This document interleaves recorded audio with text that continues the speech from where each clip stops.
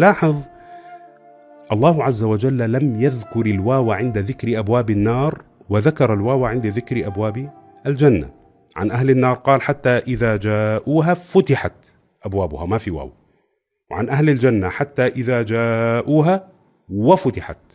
لماذا ذكر الله الواو عند ذكر أبواب الجنة ولم يذكرها عند ذكر أبواب النار؟ أنا متحمس مليار بدي أعرف بصراحة. القرآن نزل بأي لغة؟ نزل القرآن بلغة العرب بلسان عربي مبين. وفي اللغة العربية الواو متى تذكر؟ بعد السابعة. يعني العرب لا تقول 1 و2، بيضحكوا عليك العرب. إذا 3 4 كمل 6 7 و8. يا عيني عليك، لا تذكر الواو إلا بعد السابعة. هكذا في لغة العرب. أبواب جهنم 7 فلم تذكر الواو، وأبواب الجنة 8 فذكرت الواو. ارجع لكل آيات القرآن الكريم بناء على هذه القاعدة، هيك راح تلاقي يقولون 7 وثامنهم كلبهم. شو بداية الآيات؟ 3 رابعهم كلبهم. يقولون 5 سيقولون 3 رابعهم كلبهم. أقل من 7 فيش واو.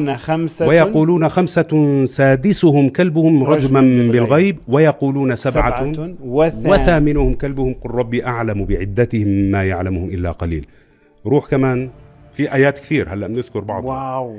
التائبون العابدون الحامدون السائحون الراكعون الساجدون الآمرون بالمعروف والناهون عن المنكر والحافظون لحدود الله وبشر المؤمنين.